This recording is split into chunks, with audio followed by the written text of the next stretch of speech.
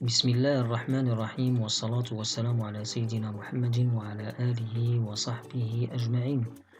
Toujours dans le cadre de l'apprentissage à distance de la SVT, mes chers élèves de la deuxième année collégiale parcours international, je vous présente la deuxième partie de la reproduction sexuée chez les plantes réalisée par le professeur Hicham Aboud.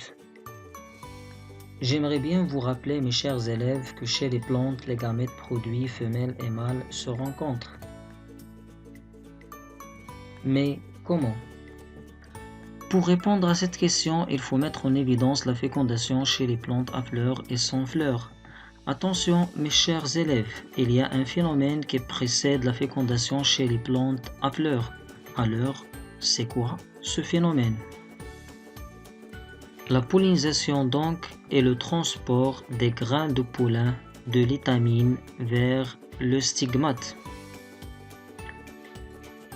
Lorsque ce phénomène se déroule dans la même fleur, alors on parle sur une pollinisation directe. Et lorsque ce phénomène se déroule entre les étamines d'une fleur et les stigmates d'une autre fleur, on parle alors sur une pollinisation indirecte. Les abeilles, mes chers élèves, par exemple, peuvent assurer le transport des grains de pollen, c'est-à-dire que la pollinisation indirecte a plusieurs agents. Essentiellement, on distingue les insectes et le vent. Pour récapituler, avant la fécondation chez les plantes, il faut avoir le transport des grains de pollen depuis les étamines vers le pistil. Ce phénomène est nommé pollinisation. On distingue deux types de pollinisation.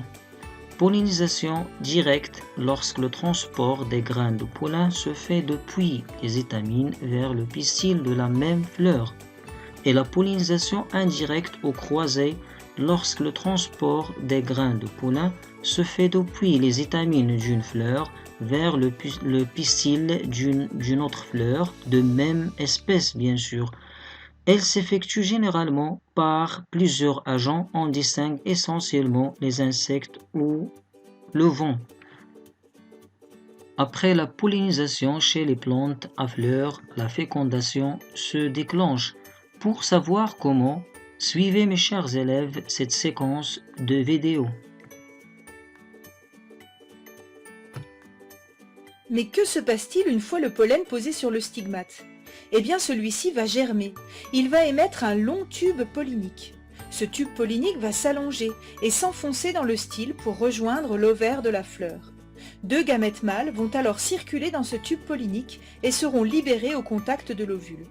Un des deux gamètes ira d'ailleurs le féconder. Puis, l'ovule fécondé se développera et deviendra une graine. Autour de cette graine, l'ovaire se transforme en fruit et les sépales, pétales et étamines fanent. Les fruits peuvent être très divers. Ce peut être des drupes comme les cerises, des baies comme les tomates, des gousses comme le petit pois, des capsules comme le fruit de la violette ou des akènes comme le pissenlit.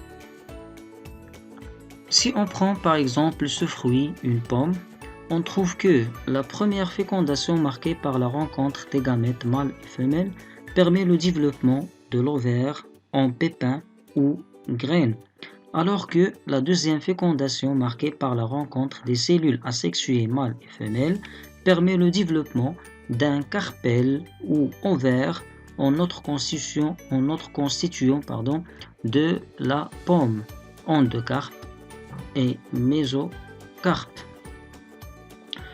D'où le nom, mes chers élèves, d'une double fécondation ou fécondation double chez les plantes à fleurs. Si vous observez vers le bas de la photo, vous trouvez le pédoncule, alors que si on observe le haut de la photo, on trouve le reste des pièces florales, c'est-à-dire les pétales et les sépales. Par conclusion, mes chers élèves, la fleur se transforme en fruit après la fécondation. C'est ce qu'il faut retenir. En bref, après la germination du pollen, les gamètes mâles migrent pour rejoindre le gamète femelle qui se trouve dans un sac embryonnaire à travers le tube pollinique qui croît dans le pistil. La rencontre des deux gamètes aboutit à la formation d'une cellule œuf qui se développe pour donner un embryon. Par la suite, la fleur se transforme en fruit et les ovules en graines. Pour la fécondation chez les plantes sans fleurs, on commence par l'annotation de ce document qui représente un schéma de la fécondation chez le polépode. On a un spore résiduel, protal, un organe mâle qui produit les gamètes mâles, et aussi on dit les entérozoïdes,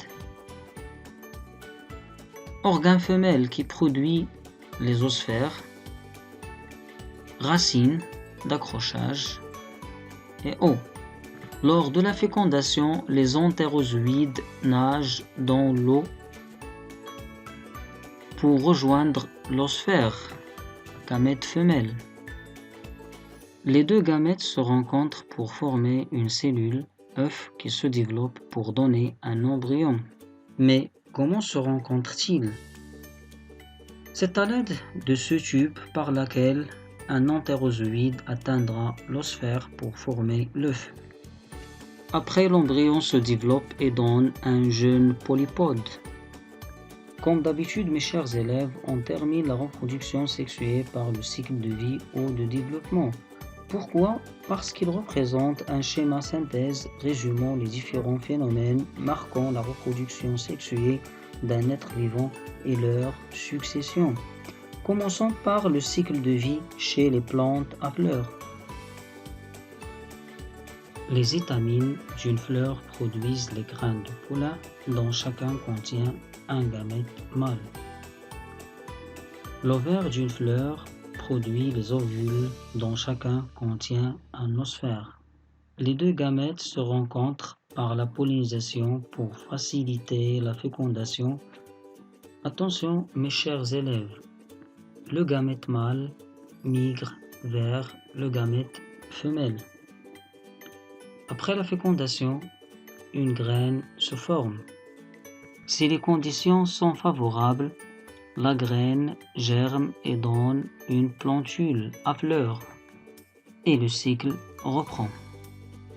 On récapitule par la correction de la légende de document en bas, page 91, cahier des sciences de la vie et de la terre. 1. C'est une plante à fleurs. 2. Fleurs. 3. Ovules. 4. Grains de pollen. 5. Osphère. 6. Gamètes mâles. 7. Cellules œufs. 8. Embryons qui se trouvent dans la graine. 9. Jeunes plantules. Chez les plantes sans fleurs, la sporange d'un polypode adulte produit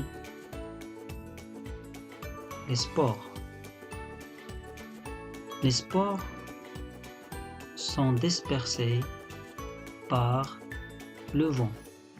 Si les conditions sont favorables, le spore germe et donne un protale qui joue le rôle d'une fleur chez les plantes à fleurs. Pourquoi? Parce qu'il contient les anthéridies qui représentent les organes reproducteurs mâles et les archégones qui représentent les organes reproducteurs femelles. Les organes reproducteurs mâles produisent les entérozoïdes, l'équivalent des spermatozoïdes, alors que les archégones produisent les osphères. L'entérozoïde et l'osphère se rencontrent pour former un zygote ou œuf.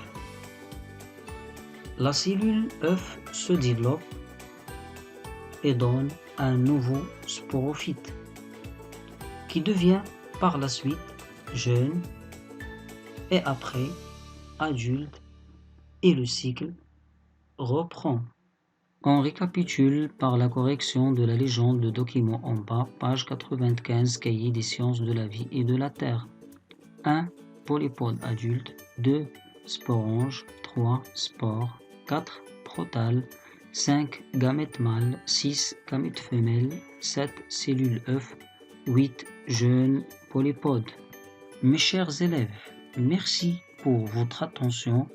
Attendez la troisième partie et bon courage. Assalamu alaikum wa rahmatullahi ta'ala wa barakatuh.